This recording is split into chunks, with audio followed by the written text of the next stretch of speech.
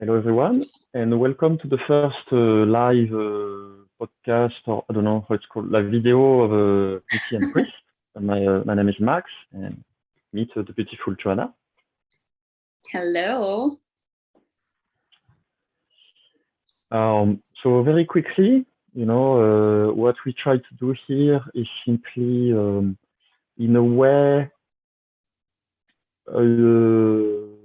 I hope it's not too arrogant to say that, but a new form of spirituality that is both masculine and feminine. So we will present to you our respective perspective on a piece of the media, which I found really entertaining.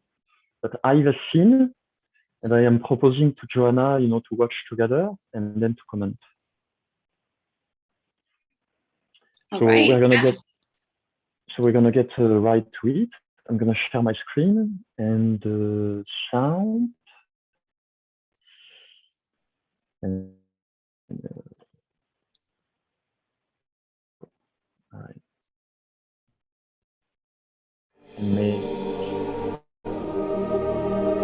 Virtually everyone on the earth, regardless of religion or nationality, recognize that there is some form of battle raging in the world around us, between the forces of good and evil.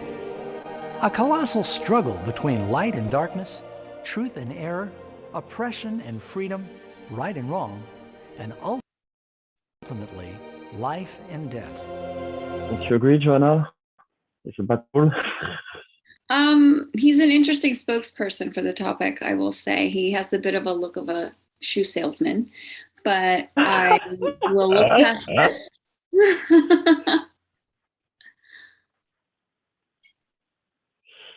I'm interested in the topic for sure. I'm trying to see, to have both of our face being able to be seen at the same time as the video, but I'm not sure. What is the story behind this glaring paradox? Many religions, including the Bible, teach that beyond the three-dimensional veil of our physical world we see, there's another very real spiritual world we cannot see. In this unseen realm ever about us, we see a titanic battle raging between the supreme righteous hero and the ultimate evil villain. The big question is, who are these primary players? And how, where, and when did this cosmic crisis begin? This is the greatest mystery of the ages and the most amazing true story that has ever been told. This crisis now involves for sure every he has that person on Earth. authority.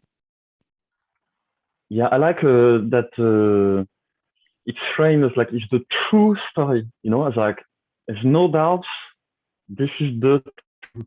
So yes, every person. I mean, they should have given him at least a beard. He can't be saying things about like he knows the truth if he's just got a mustache. Like he at least should have a beard. Yeah, I agree.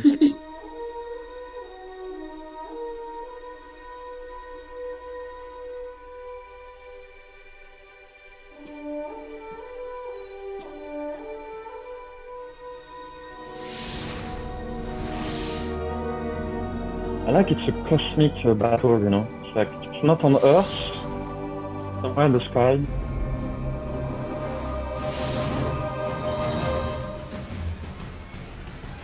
Oh, wow.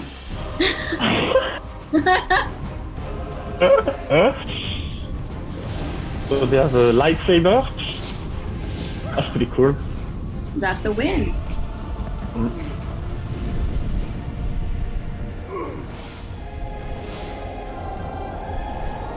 And this is exactly how I picture the cosmic battle, With lightsaber.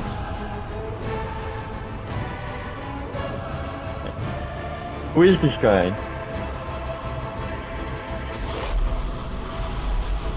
I don't know. He kind of has a lost face,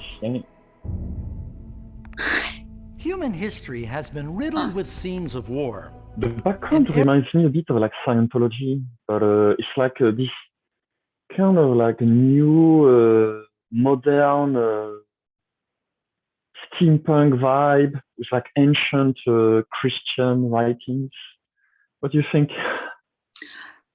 It definitely feels both ancient and futuristic, which is interesting. It really makes me think of the Thor movies,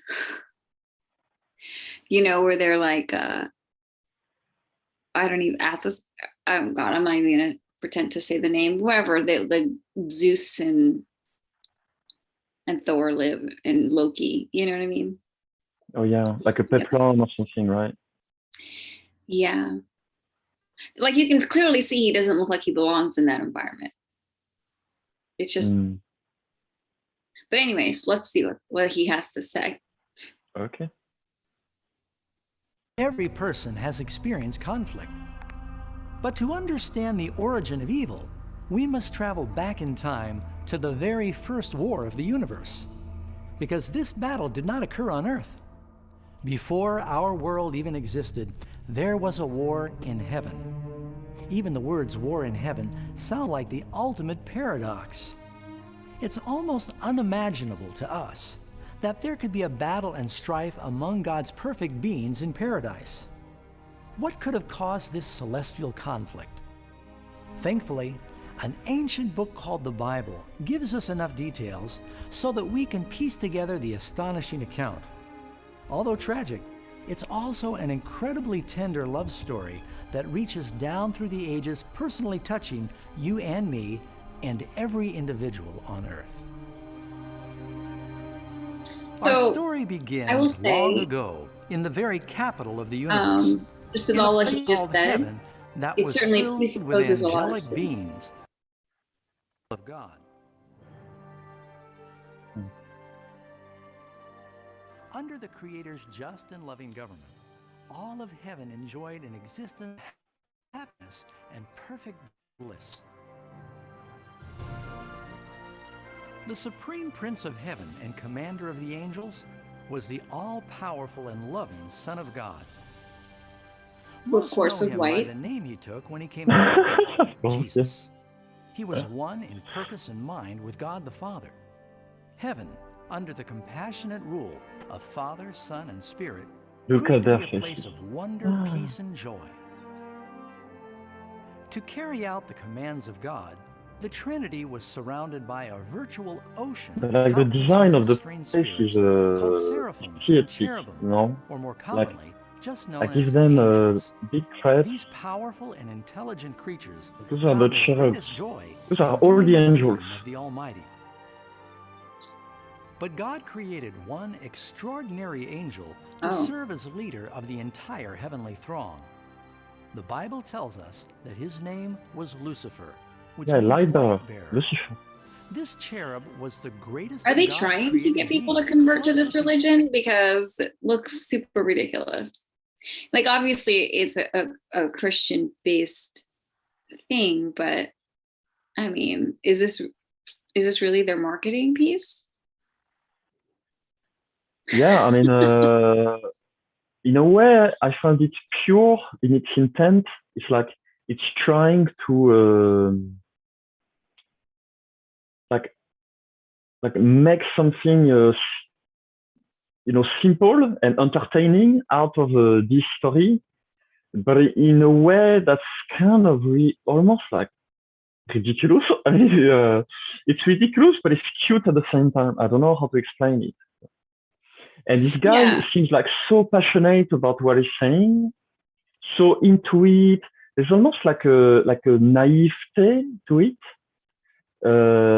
almost like childish, that I find beautiful in a way. You know, like I'm critical in a way of it, but there's a beauty. There's a beauty behind it as well. You know, it's kind of like this utopia kind of like.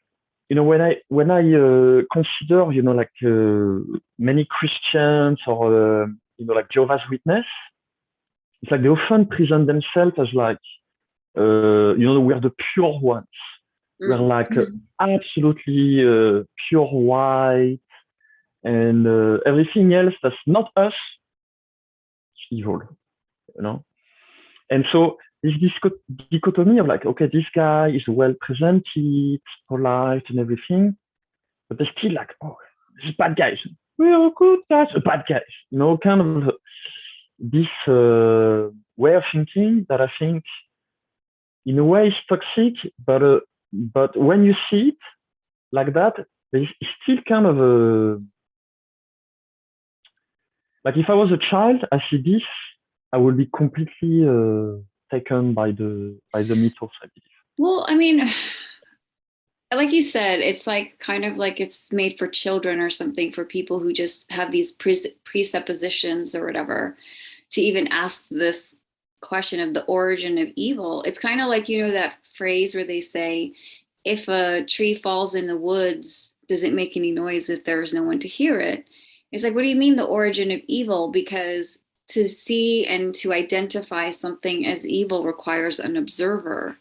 So wouldn't the observation of evil first be a judgment made by an observer? And it's like, so it's just, you know, it can get a little bit more complex. And I'm obviously not someone who likes to take things, make something simple as complex. But the thing I'm saying and what I am trying to say, not so eloquently, is that if there is something as evil, then there is something that is good. Like evil can't exist by itself. And so instead of maybe focusing on the origin of evil, I like to ask, what is the function of evil? Like, what is it here for? Because the more we try to resist something, the more we try to separate ourselves from it, like that's not us, where did it come from, and all of this, I just feel like that's already a problem, and that's like propagating some of its lesser, more, you know, less useful qualities. So but you know, like I come from this dogmatic evangelical background, obviously not anymore, but oh gosh, so so I know what it's like to be brainwashed like this, but at the same time, I think there's just a fundamental problem with asking about the origin of evil. And people who's going to actually sit through this and get something out of it, they already believe it.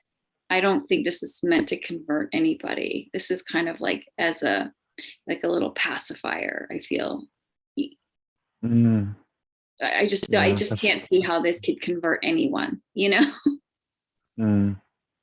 But that being said, I found it like really entertaining as a narrative, and in a way as well, like because I wanted to introduce to people like the idea of like multiple points of view, and in particular, so the Gnostic point of view, which is pretty much the exact opposite of what is being said. So here, basically, the origin of evil talks about the fall of Lucifer. So Lucifer was like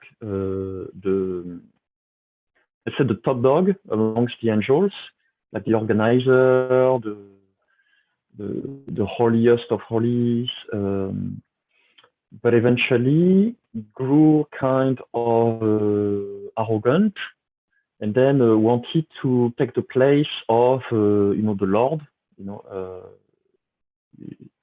in his place. And here, actually, they said that this is Jesus Christ. So that's really interesting because there's no mention of Jesus Christ in the, you know, in the Genesis, in the book, because this is Old Testament. So there's lots of shortcuts that they're doing, which are really interesting.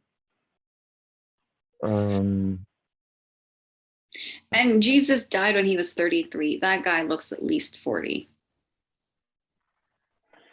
Yeah, I was also a bit skeptical on the cast that they put. You know, like they could have picked someone more handsome, you know, or like I don't know, like I don't know. It's like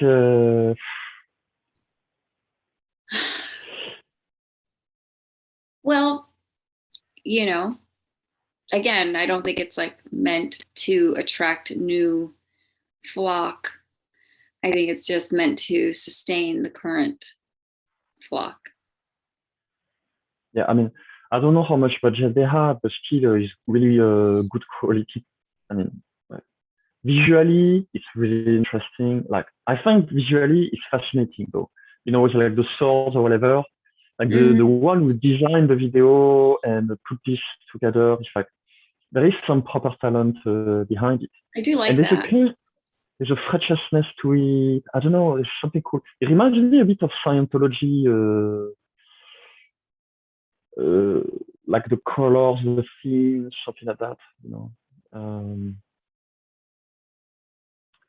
Yeah, so it talks about like the fall of Lucifer. And so, in fact, I found the this video as a background, like great for me to be able to introduce the Gnostic point of view. And so for the Gnostics, everything is upside down. So for the Gnostics, actually, Lucifer is the good guy. That's right. So he's the light bringer. Lucifer means morning star. So he's the light to the darkness. And the God of the Old Testament is actually what they call the demiurge. So he's the one who controls people's reality. And in a sense, he is the devil. So it's often associated, Lucifer is often associated with Satan. Yet in the book, in any books, it is never said absolutely that Lucifer and Satan are the same. Like Satan is the accuser of Jesus, yes, but it's never really said that Satan and Lucifer are the same person. In fact, it is said in the book of Revelation that the one who's going to bring the revelation is Lucifer, actually. You know, so there's a big difference between Gnostic Christianism that the Cathars believe. You know, that's why they got completely burn all those by books. They not only burned the book, they burned the people. Right. What happened to the Cathars were quite violent. I mean, that's what started the Inquisition, really. You know, like the heretics. Right. Well, they had to purify the whole Christian religion, and that's why we have the Nicene Creed, which is like the basis of the Trinity, and like trying to make sense of it, because they really wanted to centralize this idea of Christianity. Because when there was Gnostics around, like there was like thousands of forms of Christianity, and they were all accepted. It's kind of like, say, what Hinduism is now, where everybody just has their own God. Like there was just a plethora of different Christian ideas, but obviously you can't control a population if everybody has different ideas of what is God. And that's why we had the Nicene Creed with Constantine and all of this. And then that's when the Bible came to life, like it became canon. They said they literally had like a bunch of books, and they said, we want this book, that book, this book, and this book. Oh, that one talks about being able to access God on your own, like inside of you. That's not good in this book, because that's not going to help support this idea of a church kind of stuff, So, but I think the thing that I really want to explore in what you said is that with Gnosticism, it's almost like Lucifer is the good guy and God becomes the bad guy. I think being able to switch the roles freely is what's healthy. I think polarizing things like this, like good and evil, black and white, the more we can see them as integrative and flexible and necessary to be able to understand the other is what's key. So to me, that's the thing. I like this idea of like seeing Lucifer as the good guy, like bringing knowledge, it's a tree of knowledge, right? Of good and evil or whatever. It's like, it's just this concept of that flexibility we need, in being able to see both and flip it. Yeah. Actually, the Jewish do not recognize Jesus. So because for them it's only the Old Testament. So for them it's clear as well. And all the esoteric traditions. So think of like a Freemason, Templars, like the Essenes. The original teaching of Jesus was like, guys, the old God is the bad guy, of the Jewish people. But because the Genesis occurred before even the Old Testament. And some people believe the Assyrians already recognize, that mythology. In fact, in a way, it's always a recycling of the old and repackaged in new ways. So it's like volume 1 was actually Genesis, which was on its own. And the ideas of angels was present already before in Manichaeism and Zoroastrianism. That then get recycled into the Old Testament, who recycle the Genesis. Then they have all this series of books, typically about the Jewish people, with Yahweh being their God, and Jesus being the disruptor of that old tradition and saying, no, guys, the real God is actually universal. It's not just for those people. And actually, so the Essenes, which, we got a lot of texts, like the Nag Hammadi texts that we found in 1946 in Egypt, in a cave, among others, who pointed this completely different vision of the Christian doctrine, but aligned with what the Cathars have been preaching. So what we call the good Christian in France, were completely egalitarian and whose goal was the ascension, like spiritual ascension through what we call the gnosis, so the inner knowledge. Gnosis typically is simply like intuition. It's like from inside of you, because it's like divine knowledge that comes to you naturally. But in order for it to happen, you have to purify. And this comes from alchemy, so from the emerald tablets, so the teaching of Hermes, the Hermetic tradition, which in Egypt is the equivalent of Thoth. So Thoth, Hermes is the same. It's just a Greek or Egyptian name, so the messenger of the gods. The real original prophet was really this guy. So there's a lot of recycling in the Bible about ancient alchemical knowledge, but a lot of it is hidden. And at the time, alchemy was used as a tool, like, let's say, for people to understand something, I will use a metaphor, especially if people are not educated. You will use something you're familiar with to understand something they're not familiar with. It's like how we do with children, like a story, or like how Jesus, when he's trying to explain his role, it's like, I'm the shepherd, so it's like, to peasants, you make them understand, to farmers, you give them metaphor that they understand, or like to mention how you're going to go to hell or heaven. It's like, bad crops you throw in the bin, good crops you keep, which is literally in the Bible as well.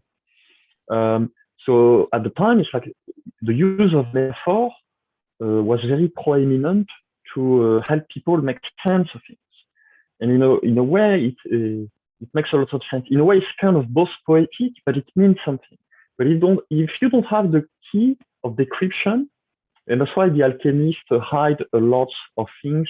There's a symbolism and there's the story, but then only if you have the key, you can extract the meaning from it.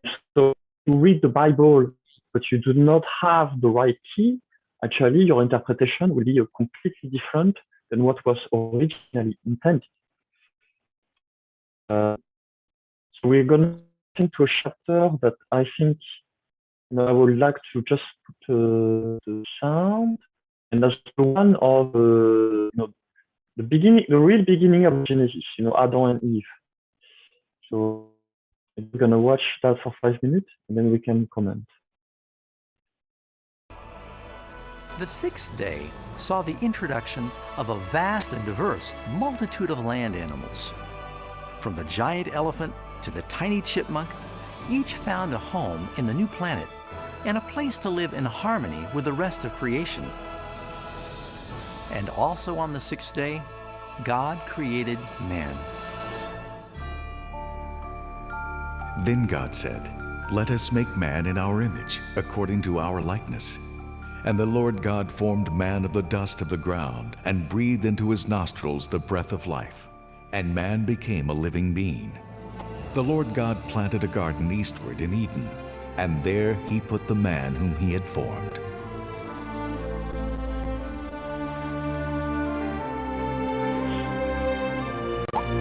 I love this part. The clay guy. Something a bit erotic about it, you know?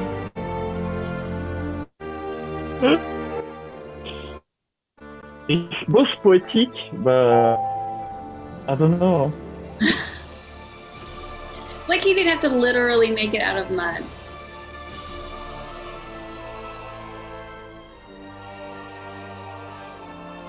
But I'm being cynical. I don't know, it's something beautiful too about it, you know? Very archetypal, very...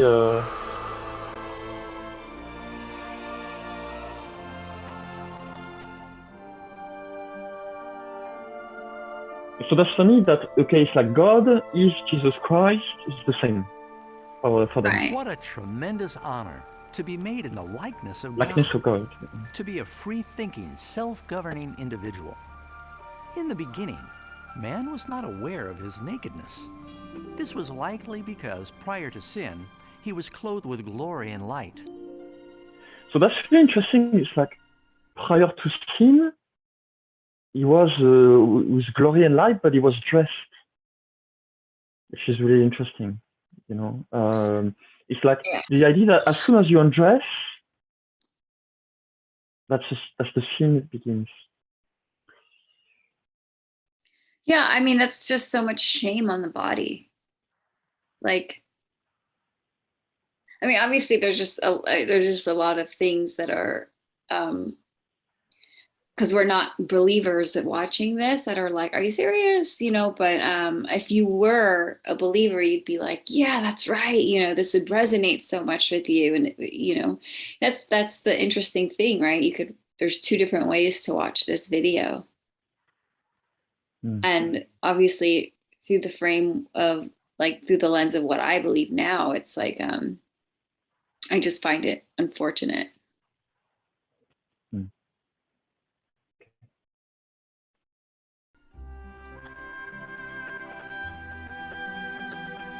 God also created the ideal companion for Adam, his beautiful wife, Eve.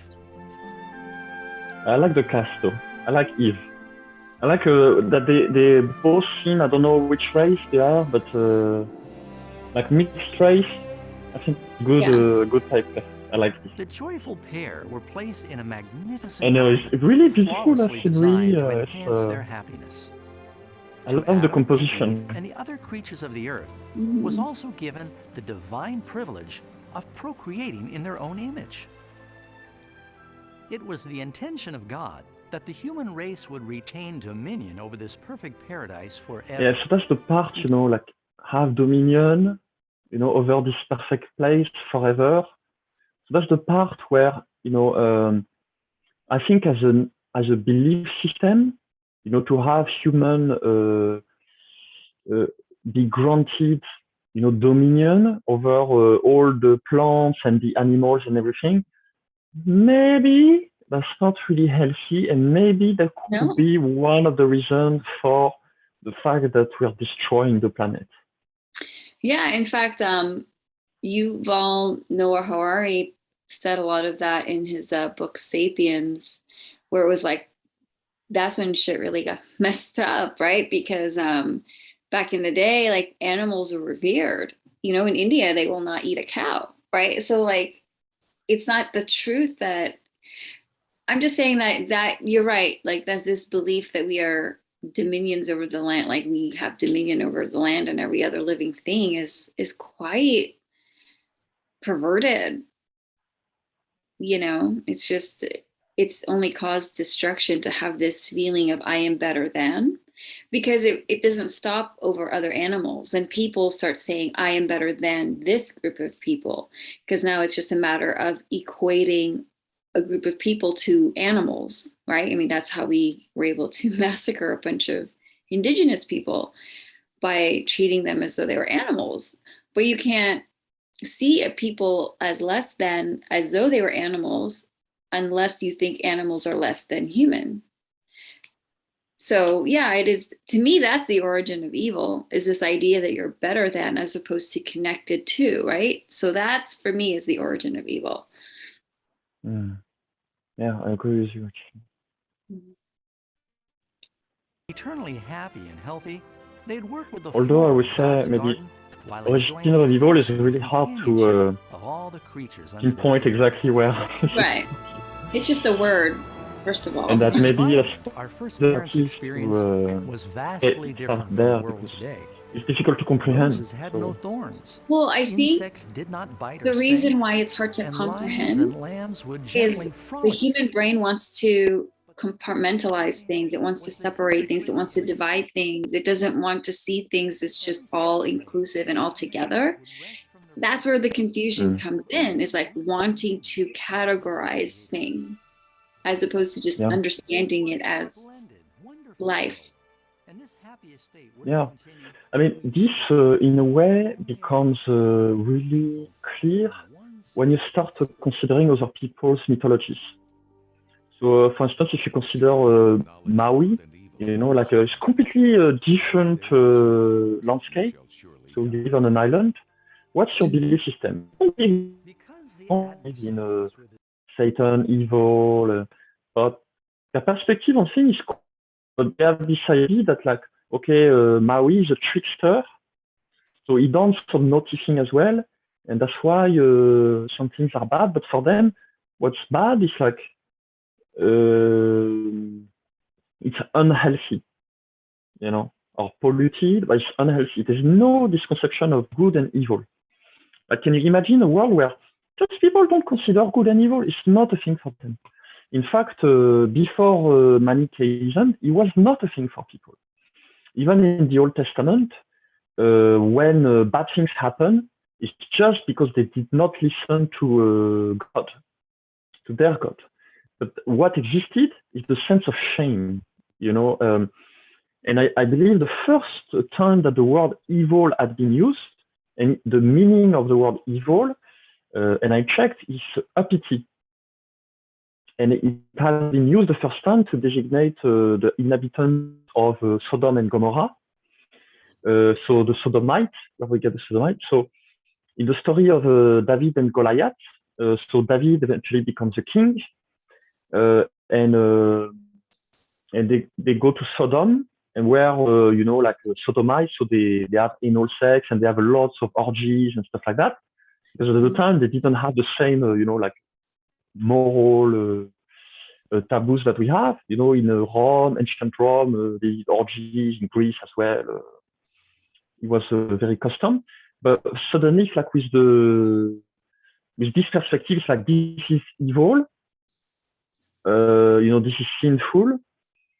Also because they believe they were superior to people.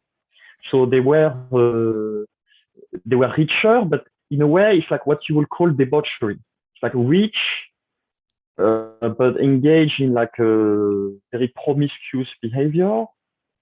And so they condemn the whole thing. Sodom and Gomorrah is evil. That's actually the very first time the word evil has been used, and means uppity, means someone who thinks they're better than you, but in reality, they're worse people. So sometimes you need to invent new words to make sense of something that, you know, you need to put it in the box.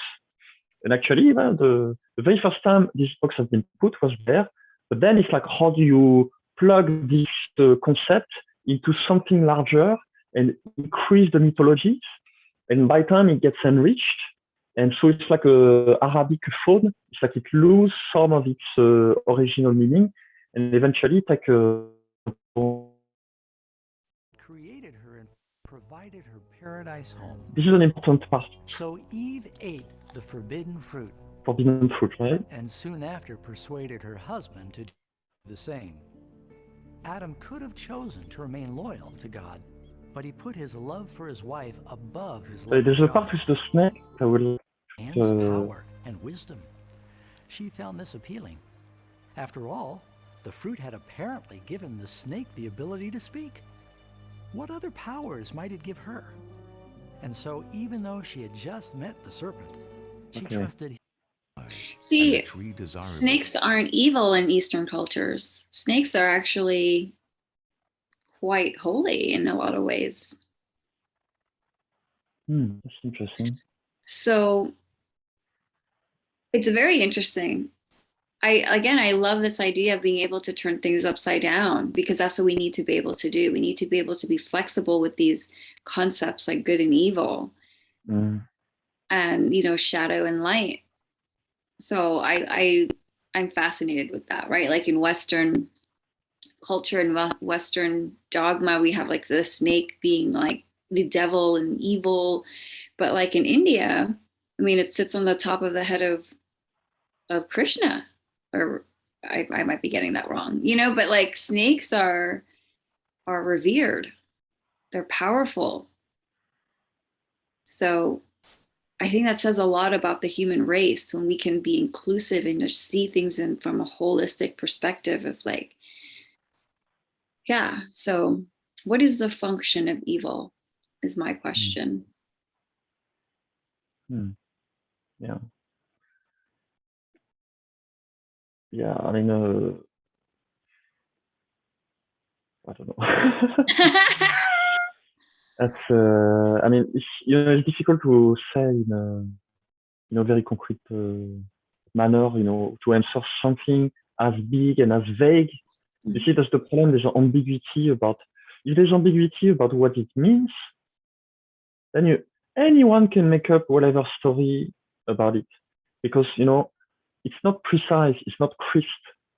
But actually, if you look, and it means apathy, in a way, we should say that evil is narcissism. And from my point of view, I would say maybe that's a more accurate perspective on the concept of evil, is considering narcissism. But not narcissism in the sense of like, I'm just showing off, more in the term of I'm better than you. Like the ego. I'm gonna exert dominance over you. This kind of narcissism. So that's why it's called apathy. It's like I'm up above you, because in a way, who decides who's above whom? At the very beginning, it's just humans. Then it's like, okay, as monkeys, they have hierarchy of like dominance, so they fight among each other to be at the top. And we still have it going on. And when you see chimps, like how they fight, they're kind of evil, because they always worry about who's on top, and it's very patriarchal, it's very dominant space, as opposed to perhaps bonobos, who are slightly more matriarchal, but who have less this dominance-based hierarchy. You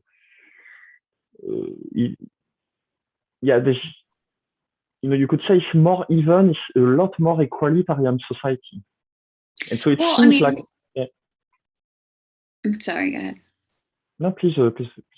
Well, just even thinking about animals, they don't have a concept of good and evil, and they seem to be carrying on just fine. Right? So when you were saying, like, if there wasn't anything definable or concrete, that anybody could just make whatever they want up, and my question is that so bad? Because when we all agree to demand definitions and clarity, and this, we need a definition for this, we need a line for this, we're opening ourselves up to very bad ideas. And that we're opening ourselves up to wanting boundaries for ourselves. And so my question is, what could be the worst thing if we could all just access our intuition and come to our own conclusions? Because I don't necessarily think that's a bad thing, because I think we're all drawing from the same collective consciousness. I think it's this idea that we seek guidance, that we seek lines and we seek definitions. That is the problem, because we will cling to anything like this video or whatever other nonsense that people say, I have the truth. This is the truth. Like like I know it's scary to just say anything goes, but in this universe, anything fucking goes, right? Wave, particle, like the quantum or whatever, like anything literally goes. So it's like, why are we so passionate about boundaries? Why are we so passionate about definitions? Like, we're just allowing these narcissists to create these boundaries and these definitions for us, and we just blindly follow because we need them so badly. I agree with you to a certain extent, because I will say that human nature is defining what goes and perhaps what goes less. Because in the animal world, there are some shitty behavior. It's like it's not all animals are, or it depends what the standards are, huh? But some animals are pretty fucking violent. And that's a judgment we're making as humans. Like the animals don't make judgments, Yeah. They don't label it, they don't judge it, but from our perspective, yes, it's got something that we will consider bad, yes. I will have a piece on that right after, actually. But I'd like to concentrate on the snake for a bit. It's like there's something about it. And so one day, as Eve was engaged in her pleasant work, she found herself alone and perilously close to the forbidden tree. It's like, why is the tree forbidden? Why would God put it forbidden? Using a mesmerizing serpent as medium, the fallen angel called to Eve from the tree and thought to engage her in conversation.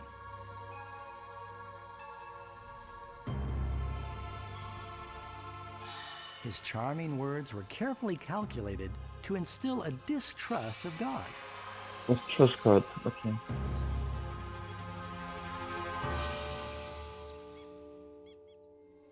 Then the serpent said to the woman, "You will not surely die, for God knows that in the day that you eat, and you will be like God, knowing good and evil."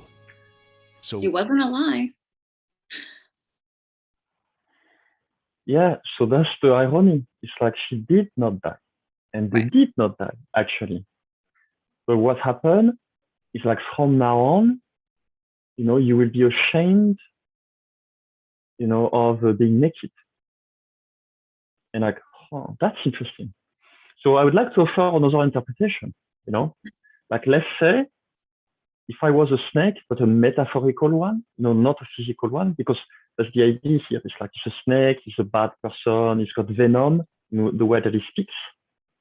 So let's consider that it's not a real snake that speaks, but it's a person that you would say metaphorically is a snake because he's got venom in his words. And so it's a person, that snake, who said you will not surely die if you eat the fruit of knowledge. If I tell you what's really going on, and he says what's going on, it's like, this guy you think is God, is not a good guy. And this is the truth. So he tells him the truth that actually, and I want to come back to a perspective that, like on Gaia.com, Great Braden, but in a way, what the perspective of the Sumerians and Assyrians, which was that some god descended on the earth called the Anunnakis, and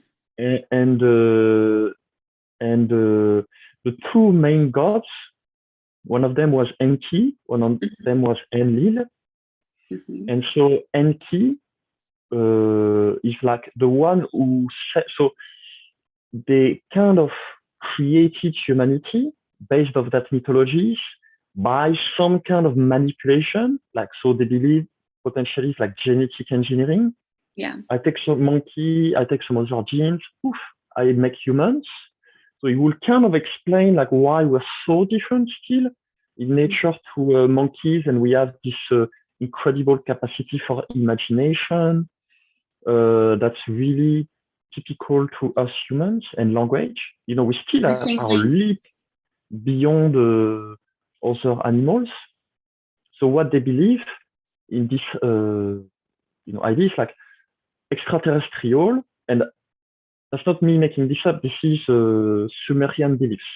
You know, like the text, the tablets, and all of this that shaped humanity, that creating this garden of Eden, where it basically was a prison. You know, like where the first humans were created. But like any animals in a lab, eventually they want to get out, and so they were sort of imprisoned by Enlil, but Enki wanted to free them, and that's the original battle there. And so Enlil became, let's mix the two. Enki became Melchizedek for the Jewish. So the teacher of Jesus, the teacher of Moses, the teacher of all the prophets is Melchizedek. So he's this alien force. And the bad guy is Enlil, the demiurge. So the god, the one who shaped humanity genetically, wants to keep them under control. So there, potentially, it's like, okay, Melchizedek, so the snake, give them the gift of knowledge. It's like, actually, this guy created you, but you should be free. Created shame as a tool to manipulate. I mean, that's me actually from a Sumerian to my personal belief, or not belief, but hypothesis, because I have really no clue is the real answer. You know but what? I'd like to, yeah. So I just finish very quickly. Go ahead. Yeah. So maybe if I was the real snake, I will pretend that the other guy is the snake. You know, it's like reversal. It's like the cheeky one is the one who actually reverse everything. It's like, it's not me, it's you. It's not me, it's you. You know, like in kindergarten, it's like, no, I'm not the snake. You're the snake. You know. So actually, the good guy is the snake because actually they did not surely die, and he told them the truth. But as a punishment from this narcissistic force, that's like, you're mine. I have dominion over you. Shut the fuck up and do what I say. But then later on, it's like, well, I'm gonna flip the script, so you, like narcissists, cannot believe that they will be the bad guy. They always have to project on someone else. So wouldn't it be consistent for a God that's like very angry? Because until like the Old Testament, is God is angry, you know, and bitter, and you don't listen. You get slapped. He kills children. Yeah, or like what he does to Job, you know, the book of Jobs, like, okay, I'm going to kill all your children, and now you're going to still have faith in me. You know, as a test, like, what kind of God will do this to us? That's not being a nice God by your standards, you know. But yeah, maybe actually everything is upside down, and the good guy is the snake. Bad guy is the demiurge, is the one who controls people, and true, potentially, the tool of shame. So the other day, I was introducing that to people. It's like, shame. What is shame? It doesn't really exist in nature. No animal feels shame. Absolutely no animal feels shame. That's really interesting. Huh? Some animals can feel guilt, yes, but no animal feels shame whatsoever. It's typically human.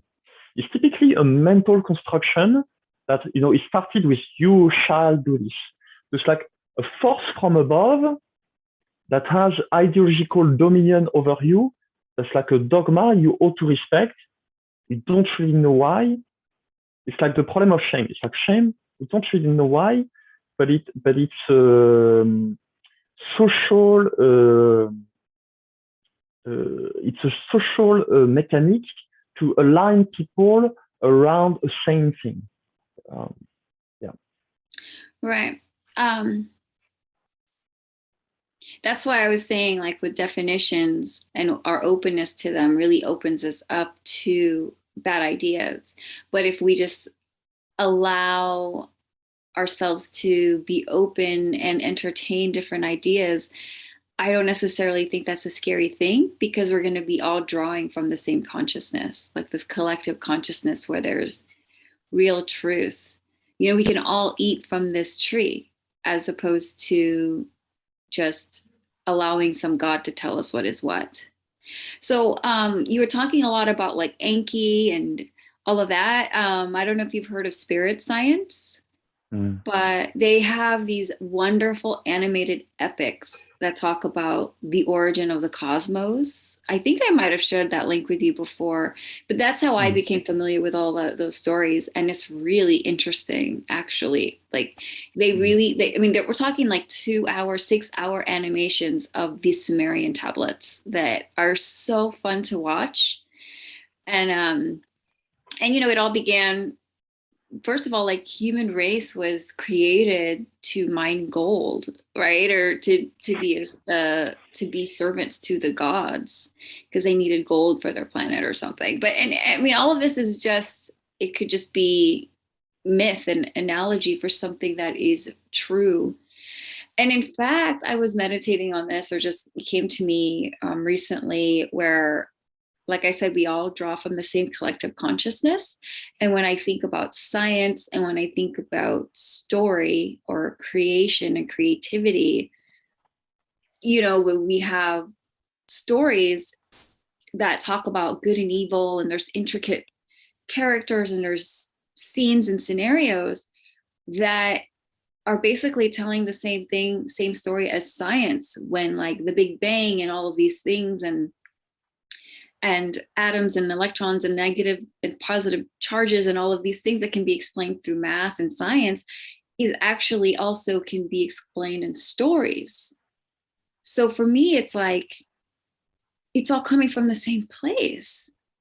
It's just one, right? And this goes in hand with our whole Beauty and the Priest concept of like, science comes from like that divine masculine energy of like wanting to understand and wanting things to be more tangible. And like the beauty aspect is like the intangible, like coming from a different perspective of understanding. And that's why it's associated with creativity. And so that's through story and art. Like we might think from a human perspective that there's such a difference between science and art, when really they're all drawing from the same collective consciousness and are telling the same story, just in different ways. Right? Like this whole idea of good and evil and everything, that's in science, that's like negative and positive particles or whatever. You know what I mean? It's the same thing. Like, it's just, to me, it's beautiful. And when we can just sit back and see it, instead of trying to define everything, and just know that these are just, that we are all of these things. And I could be just getting a little bit too much into the spiritual right now, but you know what I mean? Like that's, yeah, I just like to be more inclusive about things and not have so many lines drawn in the sand. Yeah, I mean, it's hard to make sense of the world if we, cannot make lines. In a way, we need lines, because otherwise, it's like, I mean, some people need more lines than others, I suppose. But that's what almost all cultures have been trying to do in their own kind of ways. And when you see, like, let's say Maoist culture, you laugh at them, because it's so silly, or like, really, with the way that they live, it makes sense, to them. And maybe a story is better than none. By time, it's like, maybe as we increase our ability to make sense of things, because we have new tools, not only physical ones, but new tools for thinking. Our narrative seems to be changing, but we still hang on to the old one. We don't want to let them go, because it's a huge part of our identity. It's like when we identify as Christian, and let's say at some point, our face kind of vanish. You say, oh, maybe I'm not sure about this and that. Then you pick and mix, the belief within this huge collection of, beliefs. Can you cherry pick which one? Usually not. It's not usually incentivized. And then it's the worry of like, okay, if I move out of this, then what else? Then what? And of course, science doesn't really have a point of view on the grand narrative. It says the Big Bang. It's a kind of what, kind of how, but it doesn't say why. That this narrative actually gives us a why.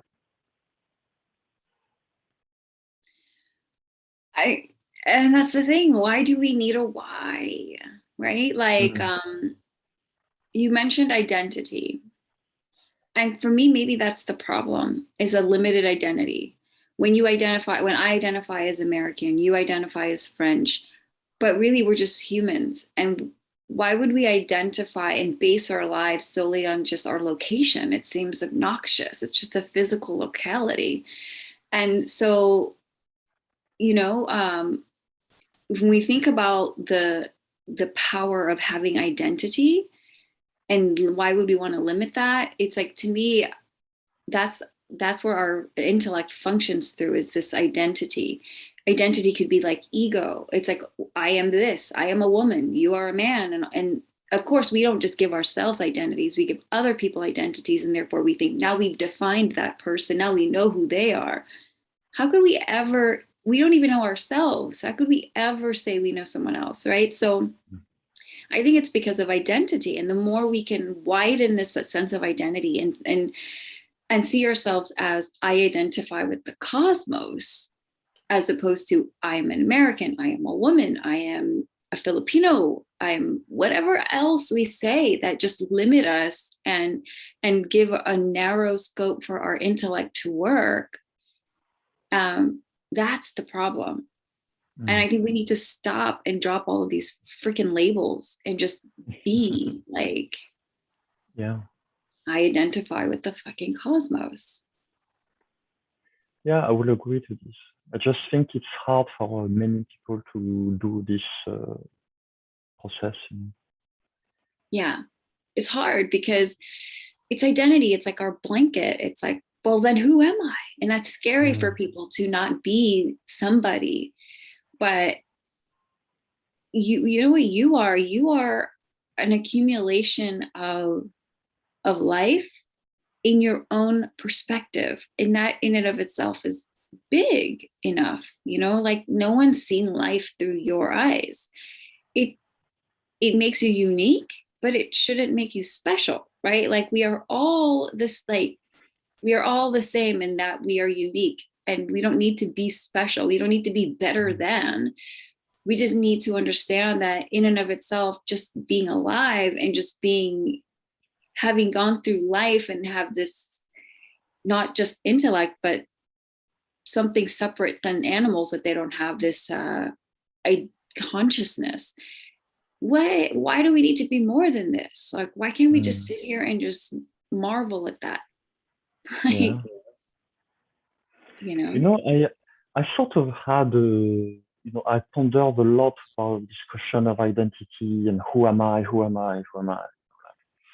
And then I came up with, so this is my answer to the question, who am I? And it's very deep, it's very profound, but like things that are very deep and profound, sometimes they sound silly, And I will say why I think it's not so silly, actually. And so who am I? I'm a human being. And so are you. And so many people on the planet are all human beings. So I'm not like, you're not an accountant, you're not a developer, not a policeman, you're not even a woman. Like, you're a human being. Like, that's the essence of who you are, is a human being. Then after, okay, you could create some labels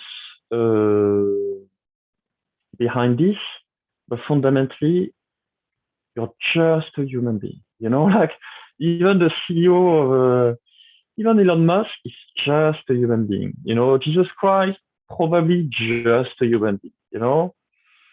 And if we think in those terms, then it gives us back, you know, in a way, what I think is the good message of Christianity is like, be humble, you know? Yeah, Humility. I mean, just the idea of an identity is kind of silly. Because it's like, wow, I'm just coming to this idea of like, okay, you know how Adam and Eve eat the apple and then they realize they're naked. It's good to be naked. And then they want to put on clothes. So if you think of clothes as identity, fucking take that shit off. Be naked. Like get back in that Garden of Eden and be naked and just realize that you don't have an identity. You are just here. And because if you think about it, right, like, are you your body? Are you saying that you are this? What this is just what Sadhguru calls a heap of food. I ate a piece of toast this morning. It was a piece of bread. I ate it. Now it's me. I am now that piece of bread. So what am I? Just a heap of food? No, there's something that is me that I say is me. And yes, in this life, it's Joanna, but there's more than just Joanna, because Joanna will be gone. And who is this me? We don't really know, right? We don't know what the fuck happens. We just know that consciousness is this weird thing, right? But who am I? I'm more than just a heap of food that has accumulated into this body. So why am I trying to identify myself? Why? I mean, we all just need to sit and just realize just this magic of life and like stop identifying with things. And I don't have a solution or anything, but I just know that there's just identity has really, and just a limited identity has really been terrible. And that's why I like the song Imagine, right, by John Lennon. Like, imagine there's no religion, imagine there's no country, imagine there's only sky, right? Like, because the more we can see that we are all the same, right? Like you mentioned Elon Musk, what a phenomenal person, right? Like, oh my gosh, he seems so different from us. He's on a different scale. But if you identified with the cosmos, you can identify with someone like Elon Musk, like, okay, I am part of this source. I'm part of this creation. That piece of creation is in me. So I am creation. And in a way, it's like the part of me that is Elon Musk has just became a heap of food that is Elon Musk, but that is still me. I'm still part of that, you know, like, yeah. And does it matter if it's just, let's take the perspective of, say, a scientist or an atheist or something, right? Where it's like, which I have been an atheist for many years. It's like, well, that's just all psychological mind play that you're playing on yourself and all of this. Okay. And it's made me more joyful. So what does it fucking matter, right? Because all you people who are sitting here trying to find loopholes in how people view the world, are you happy? Right? Like, it doesn't make sense to me. Just be happy. Yeah. And don't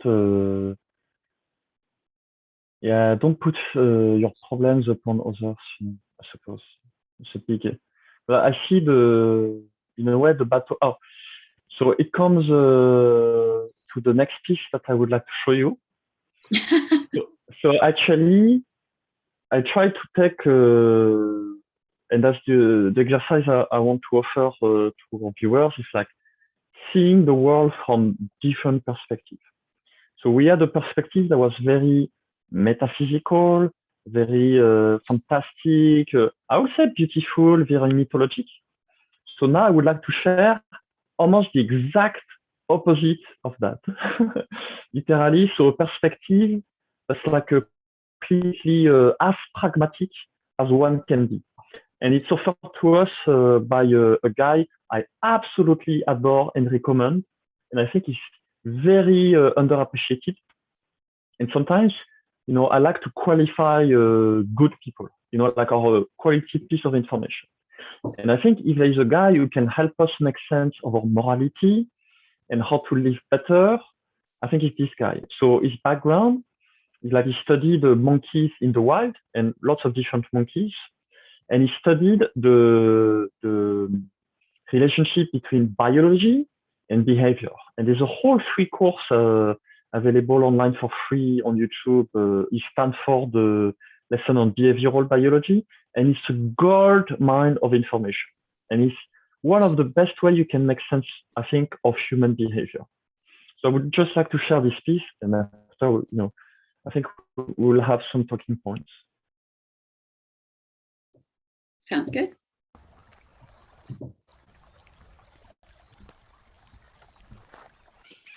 So you get some big male who loses a fight and chases a subadult who bites an adult female who slaps a juvenile who knocks an infant out of a tree, all in 15 seconds. So insofar as a huge component of stress is lack of control, lack of predictability, you're sitting there and you're just watching the zebra and somebody else is having a bad day and it's your rear end that's going to get slashed. So tremendously psychologically stressful for the folks further down on the hierarchy. One of Robert's early revelations was identifying the link between stress and hierarchy in baboons. Some baboon troops are over 100 strong. Like us, they have evolved large brains to navigate the complexities of large societies. Survival here requires a kind of baboon political savvy, with the most cunning and aggressive males gaining top rank and all the perks.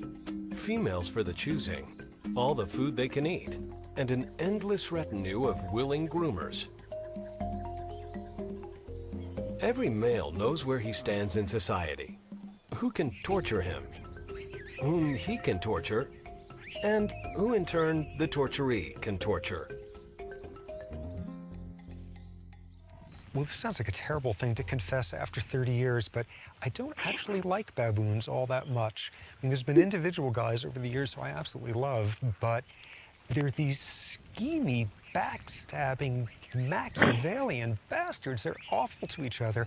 So they're great for my science. I mean, I'm not out here to commune with them. They're perfect for what I study. 22 years ago, at the age of 30, Sapolsky's landmark research earned him the MacArthur Foundation's Genius Fellowship. His early work, measuring stress hormones from extracted blood, led to two remarkable discoveries. A baboon's rank determined the level of stress hormone in his system. That's what Jordan Peterson had So said if you're a dominant male, you can expect your stress hormones to be low. with the lobster. And if you're submissive, much higher. But there was an even more revealing find. In Sapolsky's sample, low rankers, the have-nots, had increased heart rates and higher blood pressure. This was the first time anyone had linked stress to the deteriorating health of a primate in the wild. Basically, if you're, a stressed, unhealthy baboon in a typical troop, high blood pressure, elevated levels of stress hormones, you have an immune system that doesn't work as well, your reproductive system is more vulnerable to being knocked out of whack, your brain chemistry is one that bears some similarity to what you see in clinically depressed humans, and all that stuff, those are not predictors of a hale and hearty old age. 20 years ago, Robert's shocking preview of this idea. The first troop he ever studied, the baboons he felt closest to and had written books about, Oh, so that's pretty interesting. calamity. It would have a profound effect on his research. The Kikarok troop is the one I started with 30 years ago. And they were your basic old baboon troop at the time, and which means males were aggressive and society was highly stratified and females took a lot of grief, and your basic off-the-rack baboon troop. And then about by now, almost 20 years ago, something horrific and scientifically very interesting happened to that troop. The Kikarak troop took to foraging for food in the garbage dump of a popular tourist lodge. It was a fatal move. The trash included meat tainted with tuberculosis. Oh. The result was that nearly half the males in the troop died. Not unreasonably, I got depressed as hell and pretty damn angry about what happened. You know, you're 30 years old, you can afford to expend a lot of emotion on a baboon troop, and there was a lot of emotion there. For Robert, a decade of research appeared to have been lost. But then he made a curious observation about who had died and who had survived. It wasn't random who died.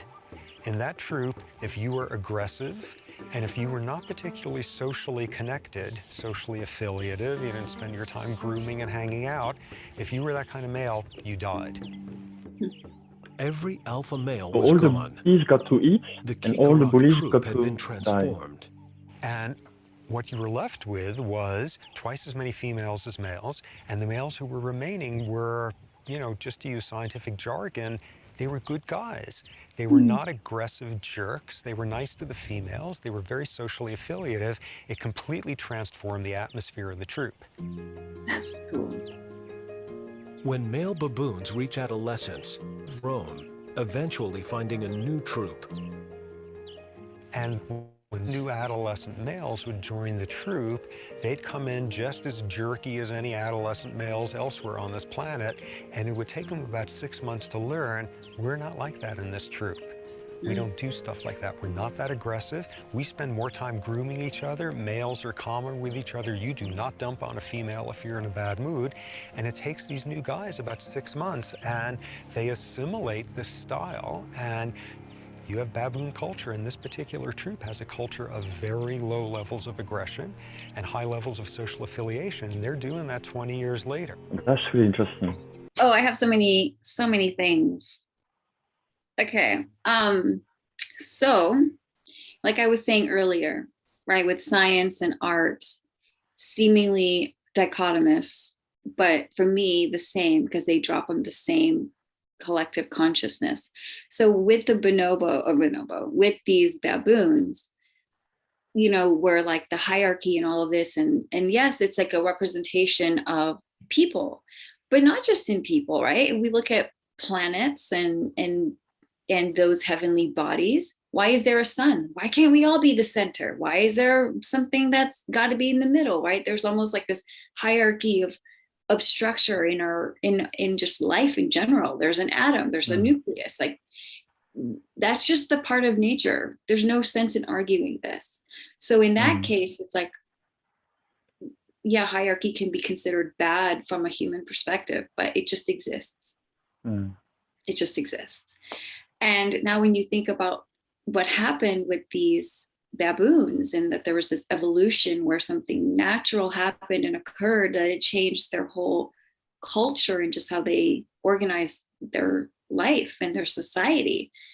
I saw that, I immediately thought about Return of the Jedi when the Empire fell. You see how there's like story that exists that tells the same thing that we see in science. It's just coming from a different perspective. In the end, there's potential for good to just to resonate and to be the thing that triumphs, because it's in nature's control. Like it was something natural that happened that killed off all those aggressive males. Do we need to understand the why, or do we just need to observe it and see how can I use what I have just seen and learned to change my life? Or do I just sit here and spend hours every day trying to understand and define it? Like, you know, so that's what I got out of that. I think it was a beautiful little video, and some people could see it and just see it and from just, that's it, from a scientific perspective, and not make these connections that I am making. But when you do make these connections, it just tells such a bigger picture about reality, you know? You know what I found fascinating about this video, and actually why I linked it with the previous one? It's because it's actually literally a micro version of the rapture. It's really the rapture. It's like all the bad guys get to die. Like the hand of God kill all the bad guys. But then something magical happens. It's like they become like a good, peaceful society. So it's very, in a way, you could say it's controversial. But it's like, yes, bad guys die. Good guys take over. Even if bad guy comes to this society, integrating, still remain good. So here's the challenge. It's like, what if you kill half of the male population, all the bad guys? Would that would that expand? Would that bring peace to the earth? Well, like, and that's the magic of being a human being. We have this context that we've seen in our lives, in our reality, in nature, in stories, and we have the capacity to change. We're not like baboons, or we have to wait for nature to take care of it and feed our hierarchy male baboons tuberculosis meat. We don't have to wait for that to happen. Change is completely within our ability. It's just we're not doing it. And the more that most of us believe that we can't, then yeah, we're not going to do it. And I think that's why a lot of us are starting to wake up, because we need to, right? At some point, that tuberculosis meat is going to make its appearance and things are going to change. It's just, we see it in our fictional stories, right? Return of the Jedi, the evil will lose at some point, and on we go. It's just, this is all cyclical. This is how it goes. And it's just beautiful when you can see it that way and know where we are in our evolution as a species. It's like, okay, so we have become completely destructive, and now we're being presented these ideas and these different ways of thinking. Like, it's completely within our ability to change.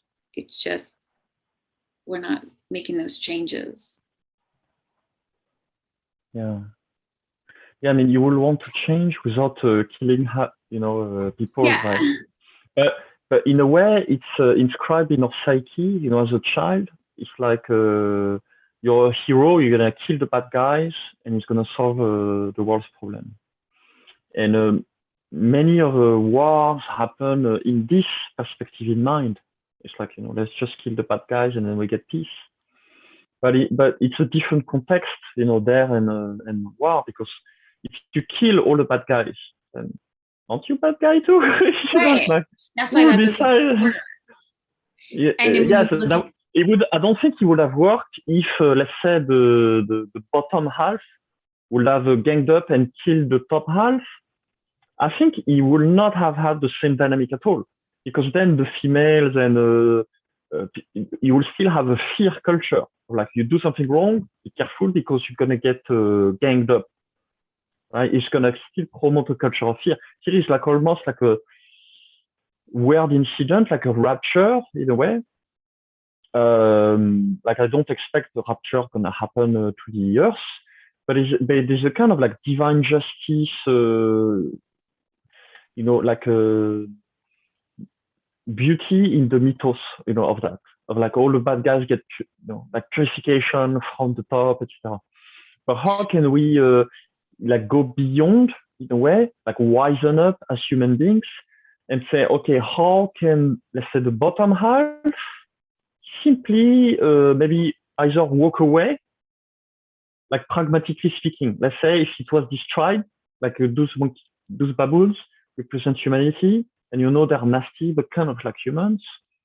Like, maybe the good guys go somewhere else, females follow them, some females do, females don't. But those guys create like a new, better organization. Those guys, they still maintain their whole, or like, should we create a new tribe already? of people who want something new and different, and I don't know. I mean, I don't know. I feel like that just perpetuates this idea of division. But I feel like, first of all, the good news is we've tried violence, we've tried killing, and that, you know, in the name of being the good guys, we've killed. And we realize that's not exactly the solution at hand. And when we take a look at the baboons, an example of nature that is before us, whenever these new baboons would come in, right, that were jerks, they didn't kill those new baboons. They integrated them into their culture, their new way of being, and it grew. So that's very inclusive. That's not, we're this and now you're not allowed to be in here, or we're going to kill you kind of thing. Or they didn't use force and aggression. They used love and being inclusive. And so I think now what's happening is, first of all, it's not about what are we going to do. Let's first just be, like, take care of yourself. Why don't you be a change? Instead of trying to see, well, that could change, or this person can change, or this reality can change. Just change yourself first and foremost. And that's it. Like, if we all could do that, oh yes, that's a start. And I know that doesn't sound like a solution, but at some point we're going to just need to trust that nature takes care of itself. And the best thing we can do is to keep our eyes on us. And what are we doing?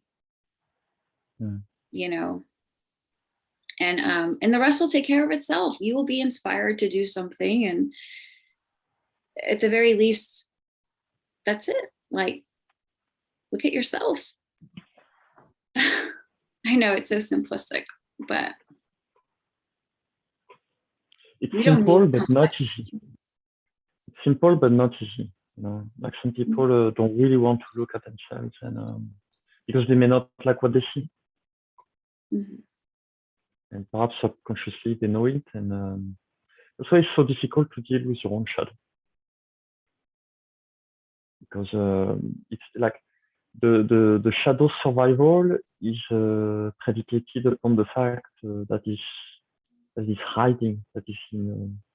That's why we call it a shadow.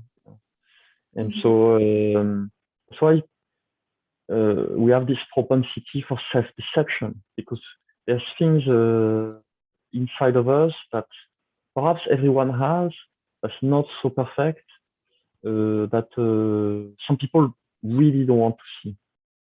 But I think the people who, let's say,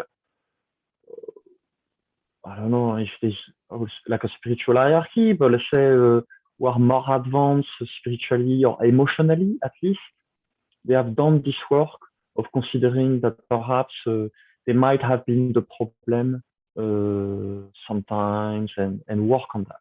You know, work on yourself. Maybe I'm the problem. Maybe I'm the problem. Yeah. I mean, I think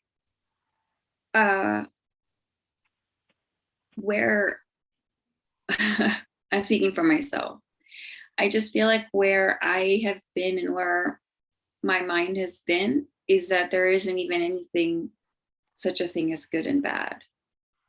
They're just situations, and those are opportunities for us to react and to take into consideration that sometimes we react in a bad way or negative way. And when I say words like bad and negative, it's just, it didn't make me happy. I don't care what other people perceive things as or how it makes them feel, because all I can do is worry about me and how I feel and how I am seeing something, right? I have to manage that before I can even think about what other people are thinking, you know? So for me, it's like, it's not about things are bad or good. It's just, this is happening and this is making me feel this way. So what can I do? And not to judge my reaction, not to judge what I say or what I think. It's just constantly being in that like present moment and just accepting that things are happening and that I have the choice to react in whichever way. And I think if we all could just do that, that would be amazing. Yeah. But for me, sometimes, I change my mind a lot of times. But I'm thinking to link good and bad perhaps more with healthy and unhealthy, Or in a way, does it feel good or does it feel bad? In a way, it's very pragmatic, but why not? And actually, I wanted another angle that I liked about this video is at the very beginning, like when, top monkey lose a fight, not happy, I'm going to punch, like a lower male than me, who's going to punch other female, who's going to punch her kid. And so that's why I said the world we live in, like in a way, is a hierarchy of hot potato. It's like I have a hot potato, it's burning, I'm going to throw it to you, So like we pass down our shadow to somebody else. We constantly bully each other, but sometimes it's really transparent. And in a way, it's so prevalent, in a relationship between, mother and child, co-workers, you go to the post office, a police station. There's always this, like, who's the bully, who's the bullied? Almost always. Huh? And I think, in a way, it's like when we heal ourselves and we consider, like our relationship is always like, I'm your equal, you're my equal, we're fine. But some people, they're more like, often get the role of bullied. They're like potato bags, they collect all the potatoes. And some are like real potato throwers as well, And I think it's like, let's try to either, send potatoes gently, but eventually get rid of all the rotten potatoes. I think everyone has like an innocent, good, in a way, pure side. I believe the same that what Rousseau believed, who created the social contract, which is a huge amount for the republic that we have now. And he believes that if men and women are not born evil, it's society that corrupts it. It's like in the rules of society and the way that we function, like we absorb all the corruption that the previous generation had, but passing down to the new generation. And I suppose the role is like to remove all the generational crap and to really finally get rid of all that legacy of bullying. Because I think hierarchy is not necessarily the problem if it's a hierarchy of competence, as Jordan Peterson put it. Like if he's a kung fu master, he knows better. If he's a master, it's better to listen to him and respect him. And it's not like he's going to dominate you, but he's got the teachings, he's wiser, he knows more, respect. Respect should be the name of the game everywhere. And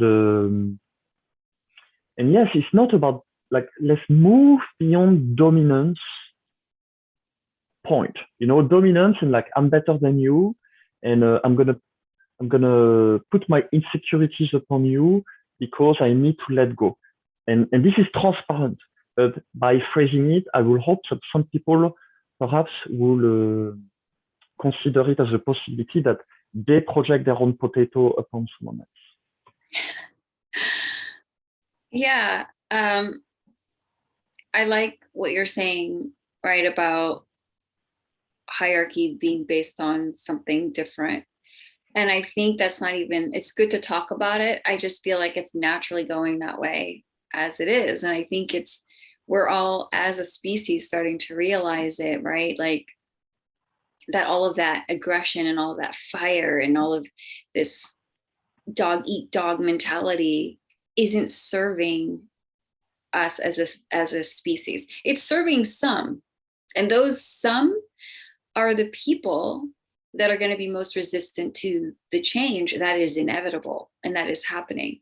So again, if we take that baboon story that happened in real life, that is here in front of us as a story, as you know, we see it, this is what's going to happen. You want to look at a crystal ball, just look at these baboons, right? Like, so you have had these small segments of society that have benefited tremendously from a certain type of hierarchy, and they got taken care of, right?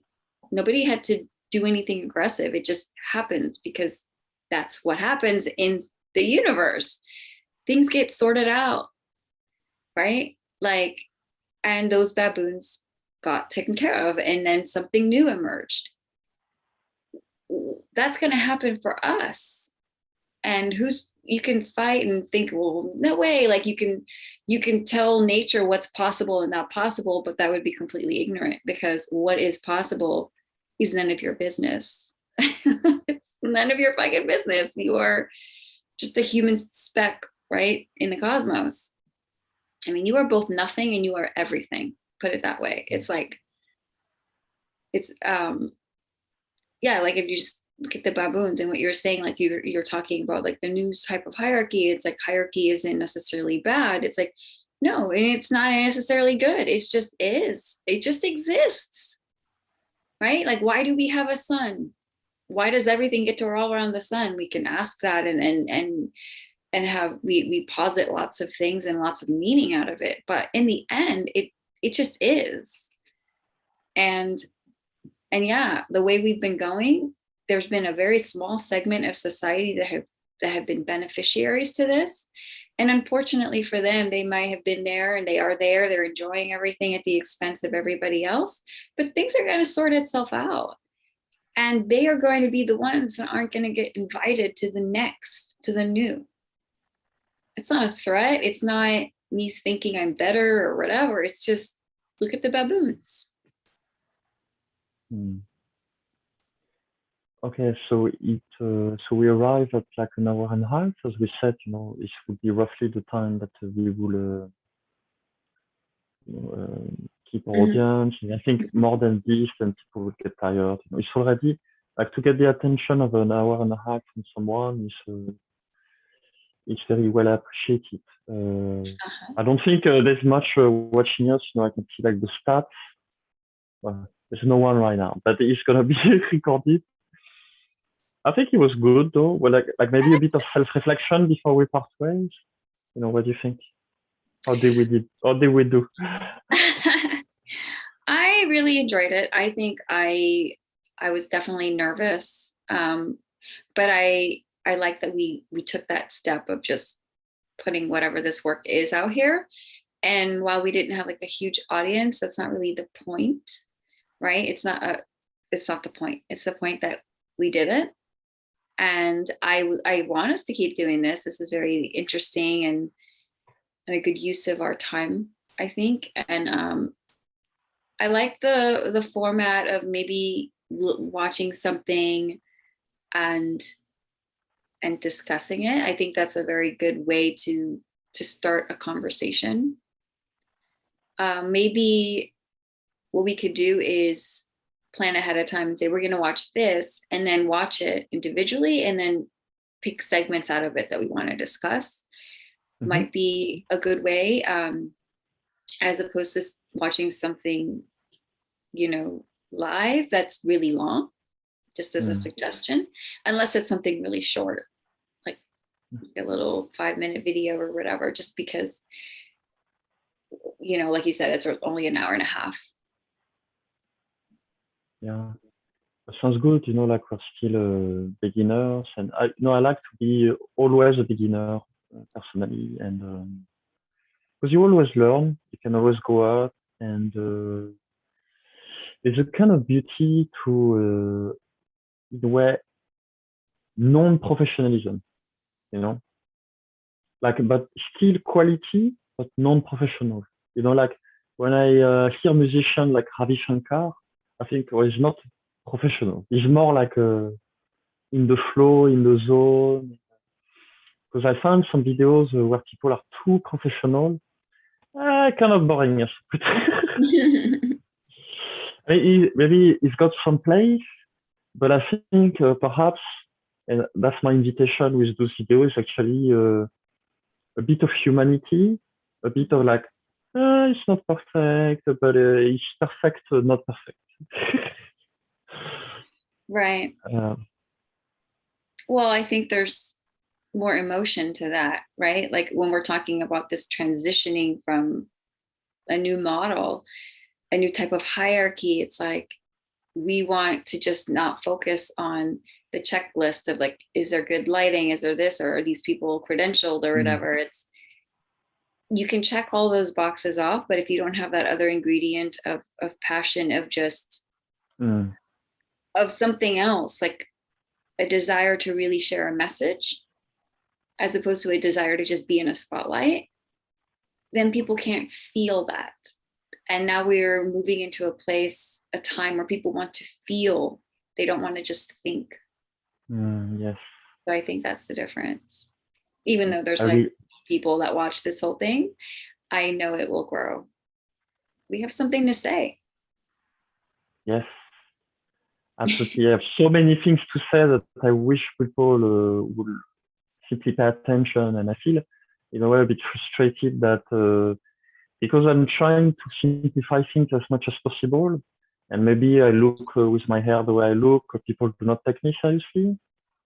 But, I'm patient, and eventually I think people will consider that maybe your way is good, I mean, that's why, I love having Joanna as a partner. It's like I'm spending some time in Rebel Wisdom and Stoa and sense-making places where it's very intellectualized and there's so much what you will call bullshit. Yes. Because you came last time, so you see and it's true sometimes. It's like it's too much ornamentation, too much like trying a figure of speech, trying to speak well, and it's to have really this almost like professional, intellectual position where it's like, it's not because you say something, you use complex words and references to famous people that you know more than I do. Maybe actually, if you, what I say all the time is if you cannot express it simply, maybe you do not understand it. My point is I try to really understand things from the core, from the essence, and that's why I explain things simply. But then I need to explain to people that perhaps you could appreciate, the quality of ideological design. Design is not about more. It's about less is more. What does that mean? It's like, yes, if you add too many buttons to your microwave, you don't know how to use it. My point is like, okay, how do I simplify all this information in a way that makes sense? So I will certainly hope that people will watch those videos, this one, and perhaps the one in the future, with this design quality in mind, that it's not because, okay, there's a bit of noise here, that it's a lesser content than something else, but perhaps, what's the meat, what's the core of what we're trying to share. And I would like to think that a personal think is nice and beautiful, and at least we are willing to work together. Yeah, I feel like I could summarize all of that in that experience that I had in being in that little meeting or whatever. Is why do you think? Do you think to think, or do you think to feel? I think to feel. Like to think is just like pointless. I like what you said, but I'm not sure I understand all of it. So maybe you could give. Well, what? Maybe we'll get into that next week. Okay. About like, what is the point of anything? What's the point of anything? That's a good one. Yeah. Yeah, or something. But yeah, we'll come up with something like this. We're just trying to understand. That's the whole concept of this whole thing. We want to understand, and we want to integrate some of these polarities. I want to break down the walls between dichotomy, because I don't think dichotomy exists. Yes, and perhaps we talked about this many times, but perhaps bridging gap between masculine and feminine, well, not just man and woman, but like wisdom, I think is a big part of our enterprise and intent here. Yeah. Pretty exciting. Yeah. You have a last word, Joanna? I don't have any last words. See you next week.